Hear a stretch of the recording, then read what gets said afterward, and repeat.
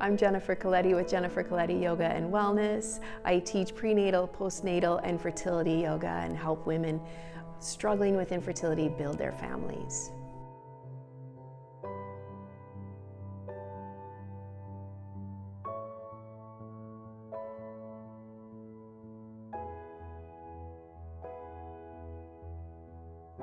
I'm a yoga teacher. That's how I started out in the wellness world. It wasn't my first career, but I about 12-ish years ago, give or take, I took my first yoga teacher training and really never looked back.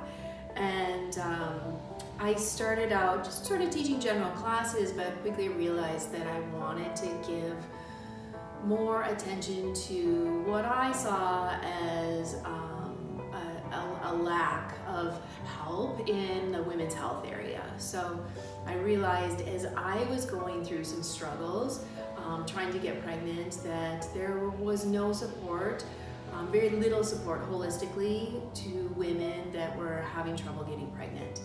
And so, in 2009, after a few years of teaching yoga, I started to really hone in on teaching fertility yoga to women that had either a diagnosis of infertility or were having some type of fertility challenges and were really struggling to, not only to heal their bodies, but to figure out how to feel grounded in that information, which is really challenging, to figure out how to be supported and to have a circle or community all around them.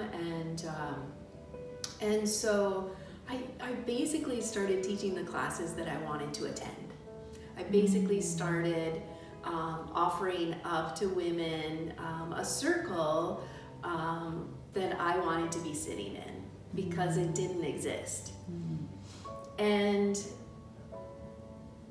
I think it's really humbling work to me. It almost makes me a little bit emotional to even talk about it at times, because the breadth of women that have sat with me in that circle is just so beautiful. It's so immense. It's so needed, and I just feel humbled and grateful every day that I get to sit across women and help them go through what I went through too. Sure. When my very first workshop that I did, I had 13 women in it. But it's so funny because whenever someone asked me, how many women did you have in your first class, it was a workshop then, so how many women did you have in your workshop? And I would always say 14. I was the 14th. And so I did that subconsciously. And you've done this for a very long time. If we asked you to compare that very first circle that you sat with versus where things are today, even from the perspective of the society, how do you think that support for women when it comes to fertility issues has evolved? That's a good question. I think, the shifts and changes have been subtle and dramatic all at the same time. The beautiful thing is we have so many different holistic support people for fertility now in our city in Minneapolis, and so that's really, really expanded. And there's more knowledge out there. I think people are understanding on a deeper level, what imbalance looks like and then how to swing back to balance. I think sometimes what happens is there's so much information now is people have a really hard time discerning what they should do, where they should go. Should I take yoga? Should I have one-on-one coaching? Should I do acupuncture? So I think that's one of the bigger challenges that is coming up now.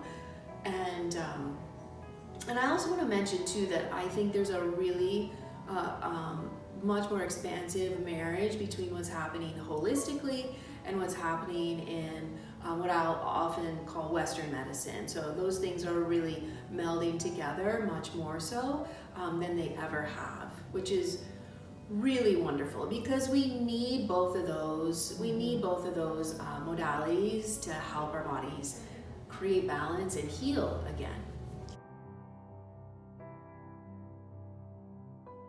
People have a tendency to go inward when something goes wrong.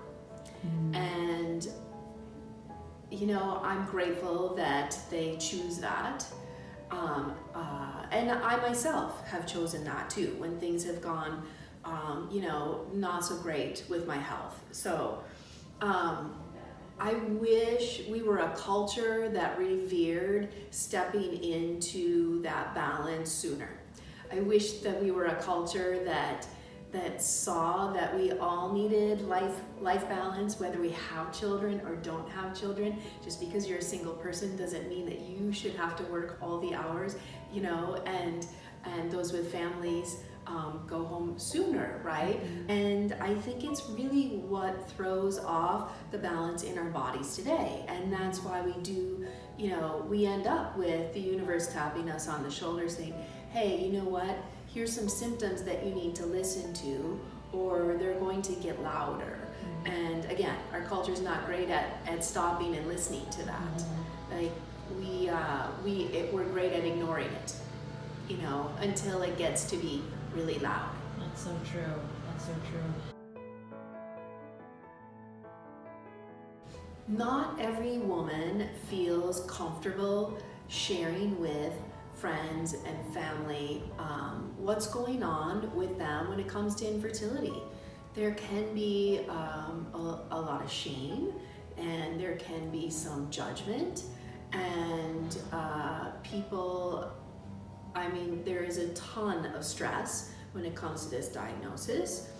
And so people don't always feel like it's okay to say it out loud, and they're afraid of what people might say or what people might think, and so oftentimes they keep it to themselves.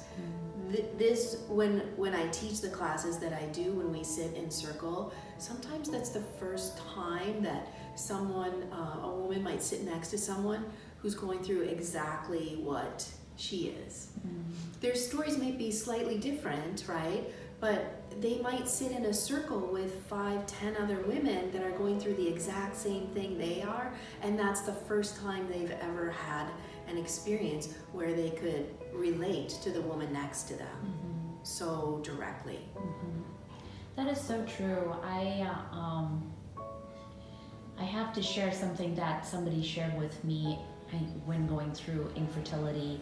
They love their OBGYN. They love going to them, but the only thing that the OBGYN is focused on is getting them pregnant. That is their only focus. And it sounds like what you do, Jen, is sort of acknowledge what that person is going through in that process, and not just acknowledge, but also then provide them the support they need to build the energy to be able to go through something like this.